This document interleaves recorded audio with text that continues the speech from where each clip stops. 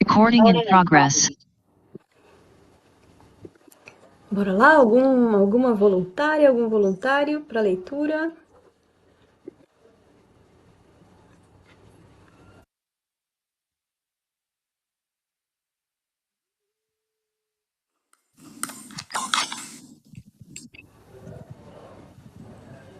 Posso ler, Didi? Namaskar. Namaskar, Mira. Vamos lá. O Oceano de Prana, é isso? A partir daí? Isso, Oceano de Prana.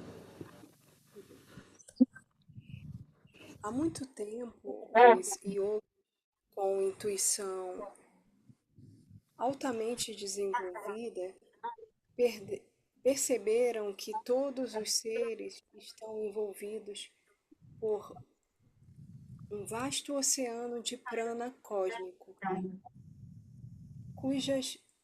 Opa, sumiu aqui, Didi. Perdão? O que deu? Acho que sumiu para ela. Sumiu? Para você está bem? Tinha ido pro lado um pouquinho, mas voltou. Ah, tá. Deu certo aí, Mira?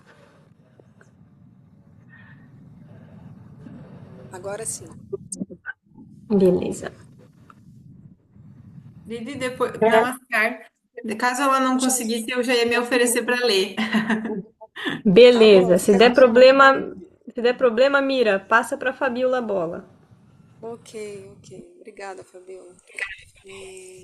Fruto prana cósmico, cujas ondas de energia nascem e morrem num fluxo de infinita variedade. Os yogis aprenderam a utilizar e controlar o poder dessa energia cósmica. E isto não só desenvolveu sua capacidade artística e intelectual, como também lhes proporcionou grande poder psíquico. Suponhamos que uma pessoa obtivesse o conhecimento perfeito do prana e pudesse controlá-lo. Que poder na Terra não estaria em suas mãos?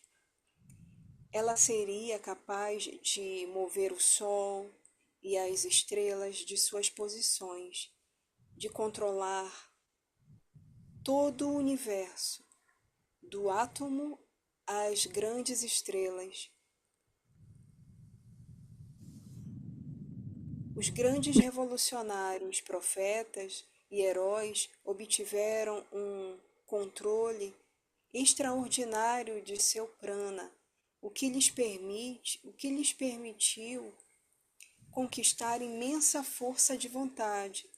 Eles puderam controlar seu prana em nível muito sutil, conseguindo atrair milhares de pessoas e influenciar meio mundo.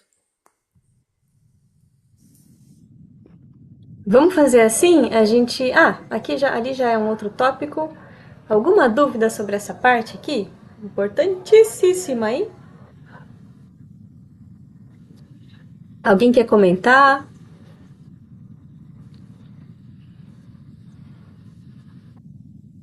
O que ele quer dizer? Sim. Acho que nesse exemplo do prana, né, a gente lembra de muitos seres assim que passaram pela humanidade mesmo no planeta Terra, que usaram esse poder, né, essa força de vontade que menciona aí. Mas me veio também seres que utilizaram essa força, esse poder para outros fins, né, que não foram tão bons. E a gente percebe assim em escrituras, em imagens, até filmes, uma série de exemplos assim que esses poderes foram usados assim para outros fins, né, infelizes até. E pensando assim também nessa consciência maior que a gente tem, né, que é um pouco maior, mas é maior, é muito maior. Quando a gente para pensar, é muito grande essa consciência de que essa energia vital em nós, ela é muito sagrada, né? Muito, muito, muito sagrada, muito sagrada. Namaskar. Namaskar, Mira, sim, sem dúvida, porque o controle do prana é o controle da mente. E a gente sabe que a nossa mente não está encerrada nesse cérebro, nesse corpo individual. Então é um contínuo, né? Tanto o prana, né? Eu vi que a Kamalika falou um pouquinho do prana, quanto a mente. Então a gente tem uma grande influência no ambiente, é como se a gente habitasse mesmo algo que é coletivo. Então, quando a gente adquire poder sobre isso, a gente consegue imprimir a nossa vontade no mundo, a nossa visão no mundo. E quando você, por exemplo, a prática, por exemplo, de controle da respiração, o controle do prana, né, dessa energia vital. Por que é muito indicado que a gente primeiro aprenda com o acharya? Por quê? Porque é importante que tenha no pranayama uma ideação espiritual. Porque quando você controla a sua energia interna, você controla a sua mente, ou seja, você pode fazer o que você quiser. Você não é mais servo das suas compulsões, né? Você não perde energia mais para o seu descontrole mental. Ou seja, o que você se determinar, você faz. Imagina uma pessoa focada em conseguir algo durante um ano, durante 2, durante 10. O que ele não consegue? O que ela não consegue? Só que aí pode surgir tanto um Hitler quanto pode surgir um Martin Luther King, né? Quanto pode surgir um místico. Tudo é. A gente tem o controle, mas a gente tem que ter a direção. E se a direção não for espiritual, a gente acaba. A mente acaba se densificando porque ela vai para fora, ela se extroverte. E para fora é desejar coisa do mundo, né? Poder, sucesso, né? Prazer, e isso densificamente. As pessoas, os psicopatas, vamos colocar, eles têm um incrível controle mental, né? Costumam ser muito inteligentes e utilizam isso para muitas coisas, né? E muitos estão no poder. E a gente está vendo o que está acontecendo. Então, é um grande controle, né, dessa grande energia que é só uma, né? No primeiro chakra é energia sexual, no segundo já se sutiliza, se refina, até que chega aqui no último chakra como energia já completamente embebida de consciência, né? Então, eles se encontram aí, Shakti Shiva, consciência e energia. E aí ela já tem toda essa sutileza da consciência. Mas é uma coisa incrível o poder de controle que a gente pode ter da nossa energia, da nossa mente, através do controle do prana. Depois, nesse seguinte capítulo aqui, vai falar um pouquinho de respiração e tudo.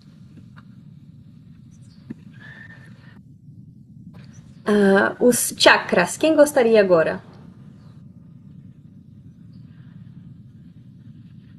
Essa parte é massa, hein? Posso ler, Didi? Beleza. Mande ver. Esses, esses sábios do passado não só detectaram essa energia bioplasmática, como também mapearam seu fluxo no corpo e descreveram os 7 centros de energia, ou chakras, pronuncia-se chakras, como chau, que controlam esses campos de energia ondulantes. Recentemente, a ciência também comprovou a existência dos chakras. Instrumentos sensíveis detectaram emanações de energia acima das frequências conhecidas dos sistemas bioquímico e anatômico, que se manifestaram na superfície do corpo exatamente no local dos chakras. Essa nota de rodapé lê também, Didi? É bom. Uhum. Essas cadeias de energia sutil são chamadas de nadis. Elas estão delineadas no diagrama chinês do fluxo de prana, Qi, no corpo. Essa ciência chinesa foi desenvolvida para regular os fluxos desordenados dessa energia sutil e curar as enfermidades. É interessante notar que as fotografias Kirlian mostram grandes focos de energia emanados exatamente nos pontos de acupuntura. Continua? Sim, pode continuar. Prana, a energia vital. Os chakras são de natureza mais sutil do que o sistema nervoso e, por isso, não podem ser percebidos fisicamente. Entretanto, eles podem ser sentidos e vivenciados internamente pela visão intuitiva.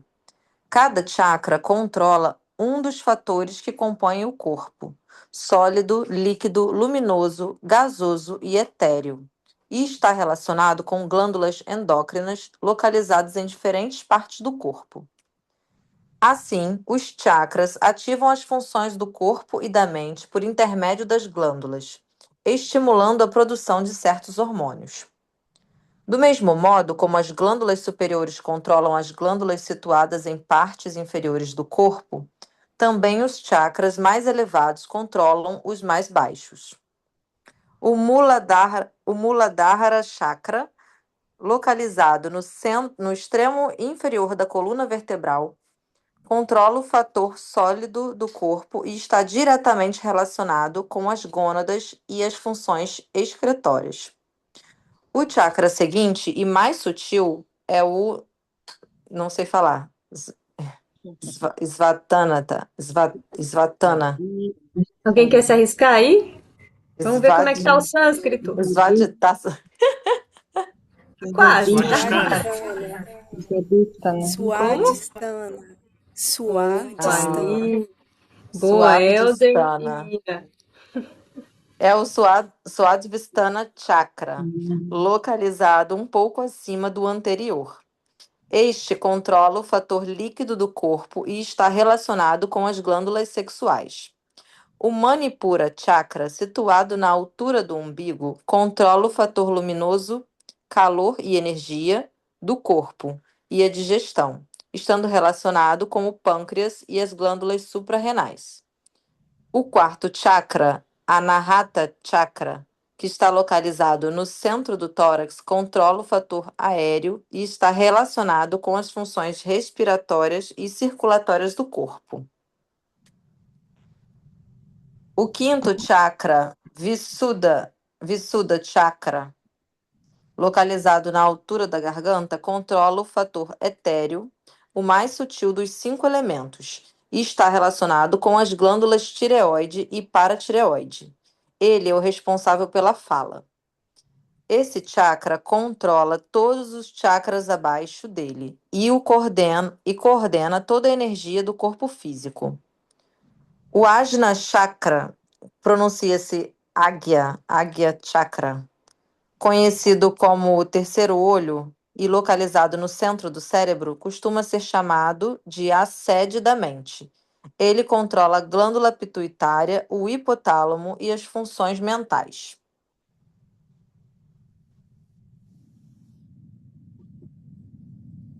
O sétimo e mais elevado chakra, o Sahasrara Chakra, localizado no topo da cabeça, está conectado à glândula pineal e é a sede da consciência pura do indivíduo.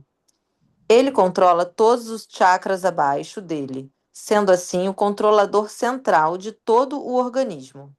A saúde física, mental e espiritual de um indivíduo depende do equilíbrio energético entre os chakras e as glândulas endócrinas, com que estão relacionados no fluxo energético de um ou mais chakras. No caso de uma doença, professores de yoga experientes podem diagnosticar qual o chakra debilitado e então prescrever o asana que poderá estimular e recarregar aquele centro energético e equilibrar a secreção das glândulas pertinentes. Se os asanas feitos com a intenção de curar um determinado mal forem inadequados, o praticante poderá não só perder seu tempo, como também prejudicar o corpo. Dessa forma, não se deveria praticar asana com base apenas em leitura de livros, mas sim procurar a orientação de professores experientes.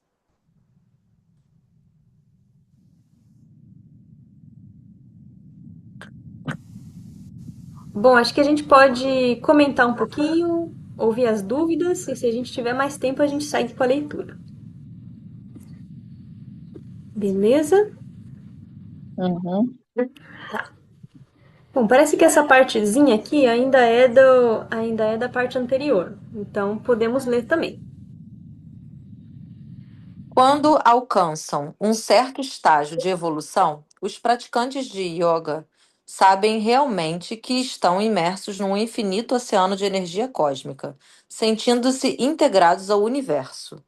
Não percebem o prana apenas no ar que respiram, mas também notam sua presença em vegetais, frutas e cereais que constituem seu alimento. Sentem o prana no perfume das flores, nos sons, nos raios das luzes e nas cores que tornam nosso mundo extremamente belo, para aqueles que conseguem enxergá-lo corretamente. Em outras palavras, o yogi harmoniza seu ciclo vital com os ciclos biológicos da natureza e se sente unificado com toda a criação.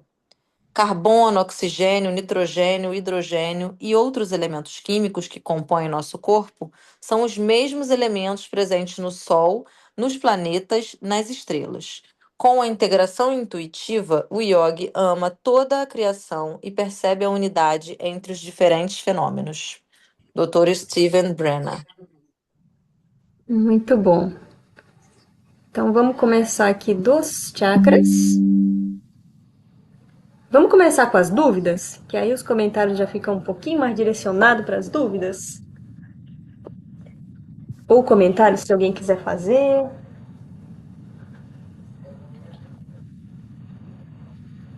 Sim, Pragya. Namaskar. Namaskar.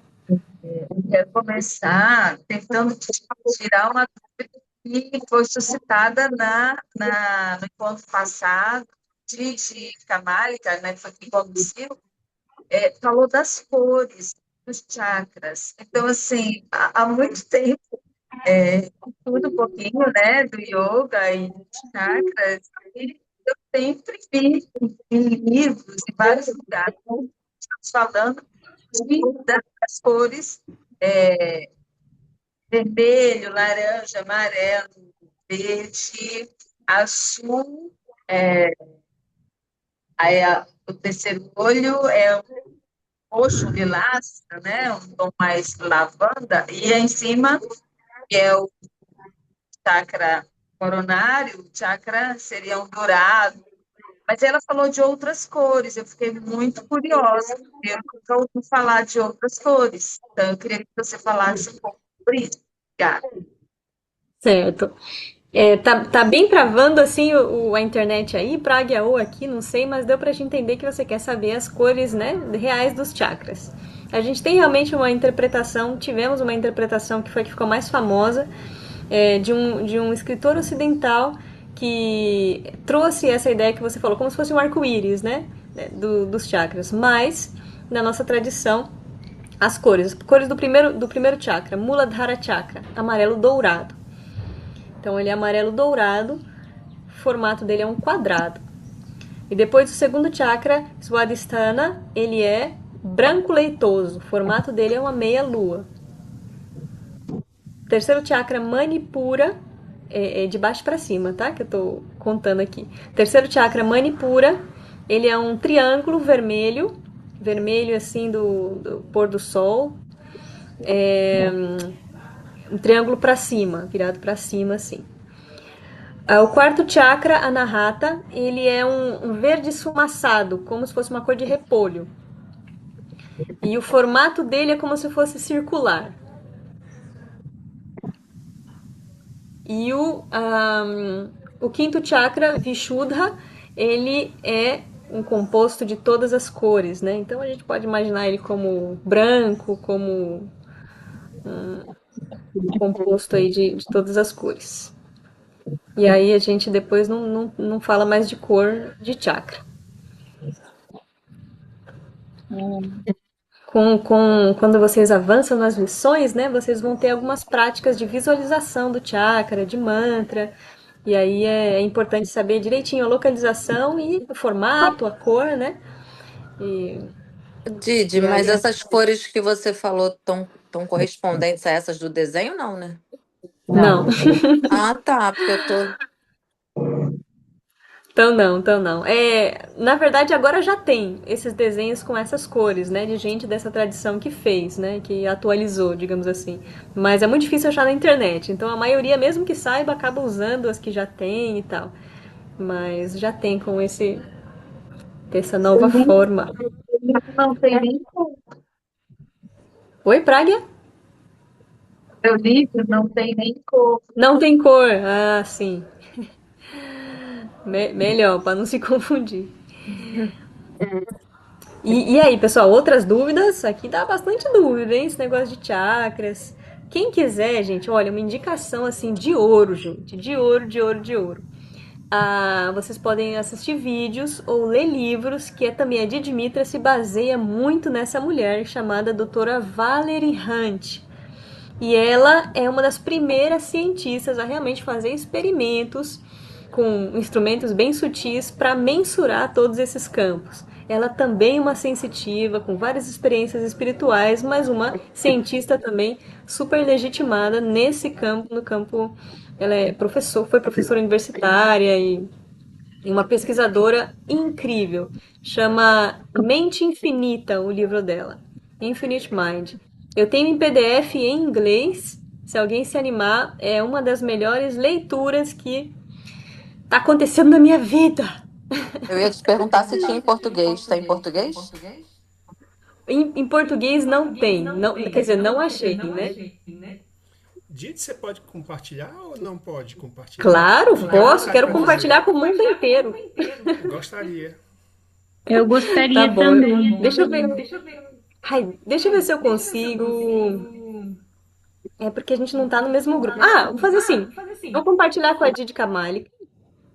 E a Didi Kamalica coloca no grupo aí de vocês e eu coloco no meu grupo. E vou compartilhar os videozinhos de YouTube dela também, que dá pra entender legal. Gente, eu escutei já umas 7 vezes. Oi, Elder, saiu o seu microfone.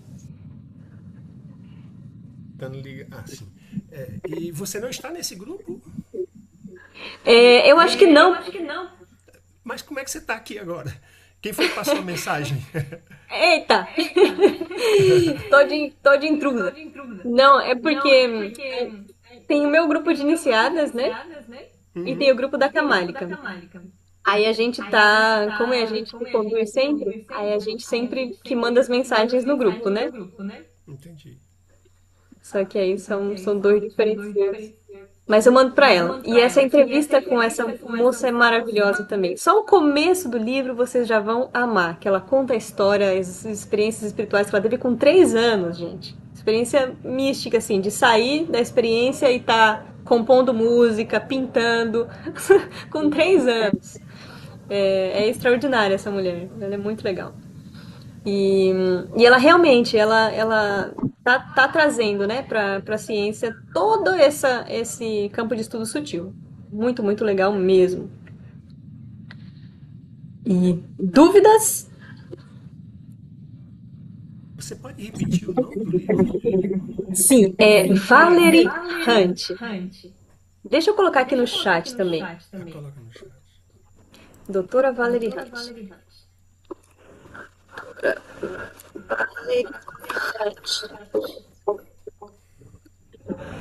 Uma senhorinha arretada.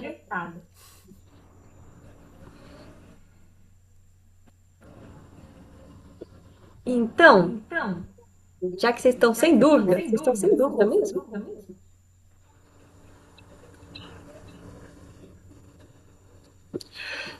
Qual é a ideia dela, né?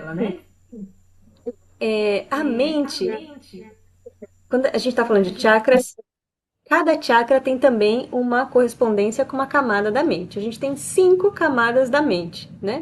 E a gente tem a parte funcional da mente, que seria a parte mais subjetiva, que é essa ideia do eu existo, né? Isso todo sujeito sente isso. E o eu faço, né? Eu tenho esse potencial de agir. E tem esse mundo mais objetivo, que é o Chitta, que é a mente mesmo, né? E esse Chitta, que já seria mais partículas ectoplásmicas, a substância dele, né? Então tem característica material, por isso que afeta, né? Porque quando a gente fala de forma pensamento, quando a gente está muito concentrado em uma coisa, aquela coisa se materializa, né? Seja boa ou seja ruim. Pensamento concentrado no medo, você materializa o fantasma e sai correndo, né? O pensamento materializado, ele cria coisa porque ele também é matéria, né? Mas tem a parte subjetiva, a contraparte subjetiva. Então, essa mente, ela está dividida nessas 5 camadas. E a gente tem alguns fatores regulatórios desse campo, né? Então a mente é como se fosse um campo, né? Um campo bioenergético. Quando a gente fala em campo, porque por muito tempo o pessoal cientista pensou que a mente está circunscrita no cérebro, ou seja, é um processo físico-químico que acontece lá, especialmente químico, né? Químico-biológico mais. Então, moléculas, átomos, tal. Mas aí essa Valerie Hunt, danada, ela fala o quê? Ela fala, olha, mas onde tem física, tem eletricidade. E onde tem eletricidade, tem campo magnético. Ou seja, esses toroides, né, esses campos magnéticos que a gente tem, essa bioenergia que a gente vê, isso tudo, quando está desarmônico ou incoerente, é o que causa a doença. E quando ele está coerente, harmônico, é quando a gente consegue estar no estado de saúde, não só no estado de saúde, mas também promove estados elevados de consciência. Então, qual que é o que a gente faz nas nossas práticas? A gente tenta transformar esse campo num campo coerente. Nossas emoções se tornar coerentes, integrais, através da nossa conduta, através da nossa integridade, pensamento, palavra e ação. Então, a ética é um grande fator integrador do nosso campo emocional. Ele não fica desorganizado, ou seja, a gente não adoece. Porque imagina um campo caótico assim, eletromagnético. O que acontece? Às vezes ele está caótico aqui, vai te dar uma doença do coração. Se ele está aqui, vai te dar uma doença do fígado. Se ele está em todo o corpo, vai te dar uma doença de pele, né? Então, sem contar as questões psíquicas, né? Então a gente tem fatores organizadores dentro do Ashtanga Yoga, né? Desses vários métodos, né? De organizar esse campo mental. Então, seja pela ética, seja pelos asanas, que já é uma organização biopsíquica, a gente trabalha hormônio, então a gente trabalha também emoção, né? Mas também flexibilidade, como vocês viram, mas também sistema circulatório, sistema nervoso, sistema linfático. Então, a gente trabalha muita coisa. Dharana, concentração. Dhyana, uma concentração mais estática num único, né, num único pontinho que não se move, uma concentração profunda, incessante. Então, pratyahara, quando a gente tira a mente desse campo mais denso dos sentidos, então a gente joga ela para, né, algo mais sutil que está mesmo além até desse pensamento ruminante intelectual, pensamento, memória, imaginação que é mais ou menos o estado que a gente vive, a gente joga um pouquinho mais além, né? Então, pratyahara, a gente retira a mente dos sentidos e da mente também. Então, esse Ashtanga Yoga, ele é uma técnica muito boa para a gente conseguir regular o nosso campo mental e para a gente conseguir trabalhar nosso prana, né? Para a gente ter uma energia exuberante, porque a gente precisa de bastante energia para conseguir elevar a nossa consciência, né? Para conseguir fazer com que essa energia se manifeste cada vez mais num campo mais consciente, né? Mais sutil, mais consciente. A gente está realmente nadando contra a corrente, né? Nesse processo espiritual. A gente está querendo avançar e o processo natural ele é um pouco mais lento, né? E a gente quer ir um pouquinho mais rápido, e por isso que a gente tem todas essas técnicas. Então, conhecendo bem os chakras, cada camada associada a eles ajuda a gente a ter um mapa de navegação, né? Ah, eu conheço a minha mente, porque eu sei quando eu tô com raiva, onde é que eu tô vibrando, e eu sei que provavelmente as doenças vão vir aqui nessa região do estômago, né? Pessoa que tem bastante raiva vai ter ali uma coisinha do estômago, uma gastrite, ou né, nervosismo, ansiedade que seja, ou questão do coração, desespero, angústia, tristeza, a gente vai sentir aqui, né? No timo mesmo. Então, quando a gente conhece a biopsicologia, sabe onde estão as emoções e as camadas da mente que estão tocando, ajuda a gente a navegar nesse mistério que é a mente, né? E se a gente conhece a mente, a gente consegue transformar a nossa percepção sobre a realidade e, em última instância, a própria realidade, né? Porque a realidade, o que a gente vê é a nossa percepção, né? Então, é muito legal esse negócio. É bom demais e, e a gente tem as ferramentas mesmo na mão para praticar, mas precisa praticar, porque só conhecer não muda nada não, né? Entender sobre é a prática diária, gente. Não importa quão difícil que tá, é fazer do jeito que dá, mas fazer. Porque e você vai ver que avança, mesmo que esteja muito difícil. O próprio esforço já é a sua academia mental. É você realmente trabalhando para concentrar, né? E não tem assim, é ganhar e ganhar. Não tem como sair perdendo nesse esforço para se tornar mais consciente. E a prática é isso, né? Se tornar um ser cada vez mais consciente em tudo, tudo, tudo que a gente faz. Eu queria saber uma coisa. Por que, como é que vocês avaliam, como é que vocês avaliam por que que a gente tem tanta dificuldade? A gente sabe que é bom. A gente, quando faz, faz bem. Por que a gente, o ser, enfim, resiste tanto a fazer? Sabe? Por quê? O que que é o bloqueio? Bom, Onde que está? tem uma explicação, né? Uma explicação é porque a nossa memória, o que a gente conhece o passado, né? Então a gente conhece os estágios porque a gente já passou. A gente conhece o prazer de comer um bolo de chocolate, a gente conhece. A gente conhece o prazer de uma roupa nova. A gente conhece o prazer de fazer uma viagem. Mas a gente conhece o prazer de um estado alterado de consciência, né? Então, por que que a gente é besta de ficar buscando esse trem? Tem tanto prazer que a gente já conhece, né? Então é uma coisa assim, é um salto no desconhecido. O passado a gente já conhece, é seguro pra gente, já tá um prazerzinho garantido ali, né? Uma felicidade mesmo que seja passageira, a gente já conhece. Agora o que vem à frente, a gente tá saltando ali pra falar, poxa, eu quero mais, eu ainda não sei, isso não tá me dando satisfação que eu quero. Mas eu também ainda não conheço o que que é um estado místico de um santo, de proximidade com Deus, com essa coisa toda, mas eu quero conhecer. Né? Mas é difícil, porque pra gente ainda não é uma experiência diária, né? Que nem os É yogis quase aí, uma lei todo de dia eu entro em Newton. samadhi. É quase uma Isso, lei de Newton. O que está parado, onde você está, né? Se não houver uma movimentação, você não isso, segue. E aí tem aquela exa coisa que diz ou é pelo amor ou pela dor. Então, ou tu está buscando exatamente. tanto por uma ânsia de um amor que tu sente, algo que tem mais, ou pela dor que está te incomodando tanto, tanto que você vai se movimentar. É por aí. Sua resposta foi bem melhor, viu, Carla? É exatamente isso. Ou quando a gente só sai do canto quando a gente tá muito incomodado ou quando tem algo que puxa a gente. Então é ou pelo amor ou pela dor, né? E os dois vêm. É melhor que a gente vá por amor, né? Por isso que é bom cultivar a devoção. Pra gente não ter que ficar estático ali esperando alguém espetar a gente, né? E a vida sempre espeta porque quer que a gente se movimente.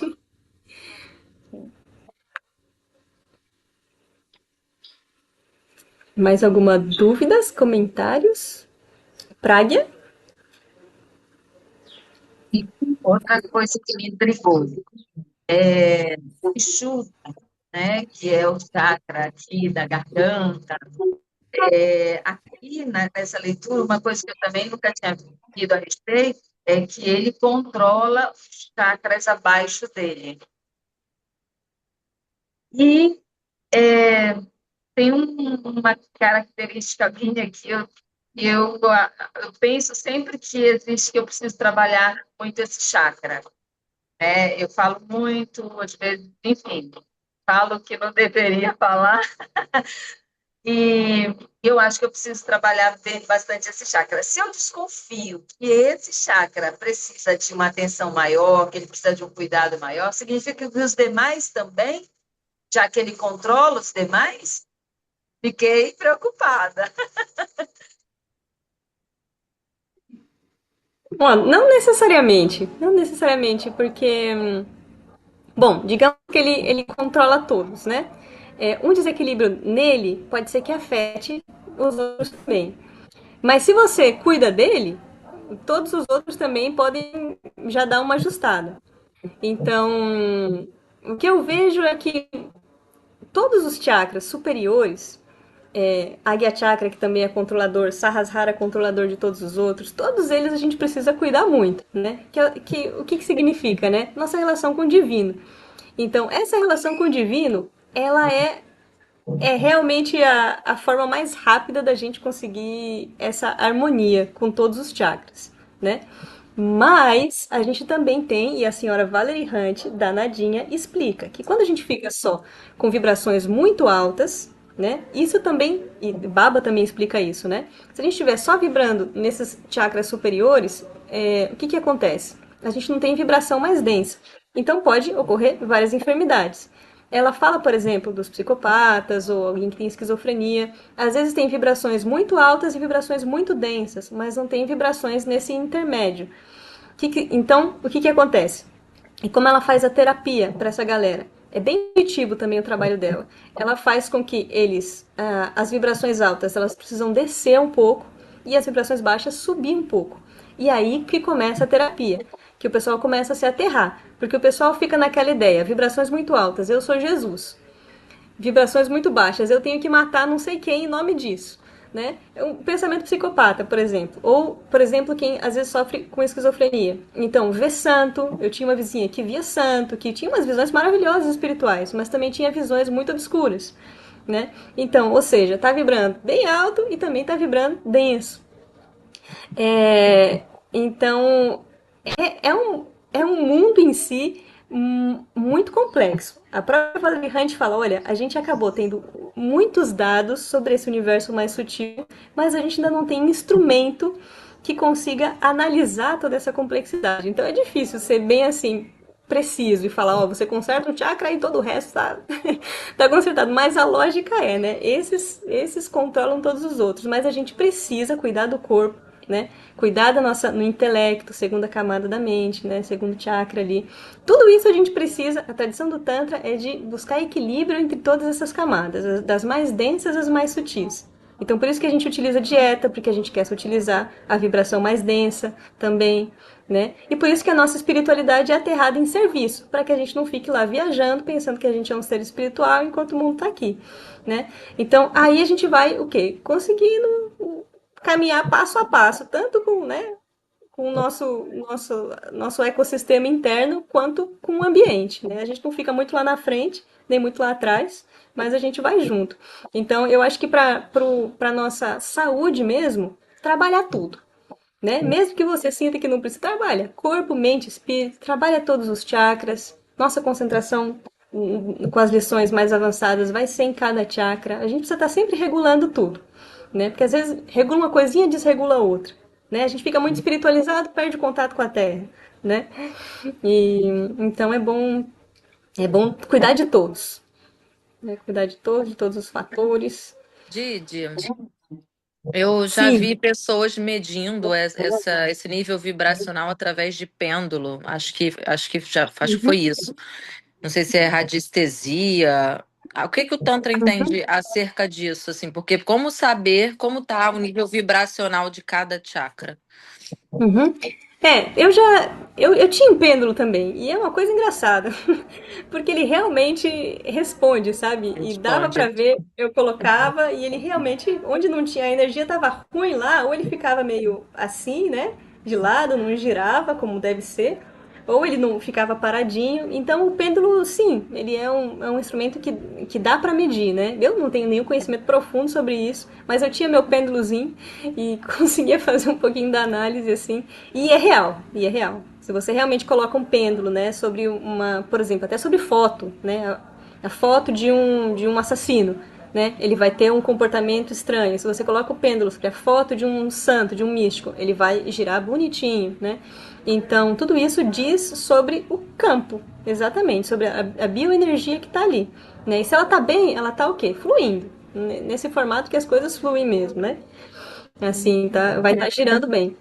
Então, só que para fazer essa análise aí, né, como eu falei da complexidade, a pessoa tem que ter um certo grau, seja de evidência, seja de formação para isso, né? É bom que tenha um certo sexto sentido bem avançado aí para conseguir fazer esse tipo de análise, porque não é só matemático, né?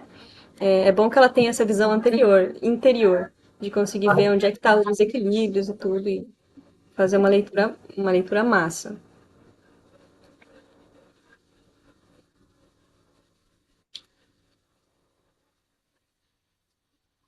Alguma dúvida mais? Não. Então, a gente finaliza. Próximo encontro vai ser pranayama, eu creio, respiração. E no outro, a gente se vê, na outra quinta. Próxima quinta com a Didi Kamálika. Bom demais ver esse grupo grande, cheio de pergunta. Muitos sotaques aí de todo o Brasil. E eu já não, eu sou muito influenciada por sotaque, aí eu já viro do sul e do nordeste, e aí mineiro também. Então é isso, gente. Super Namaskar, se cuidem, façam a Namastê. prática, minha gente. Mesmo que esteja ruim, sentem, sentem e meditem, por favor. Isso vale demais a pena. Tchauzinho. Namaskar, gente. Namaskar, pessoal. Obrigada. Namaskar, Didi. Muito obrigado. Namaskar. Obrigada. Gratidão, namaskar.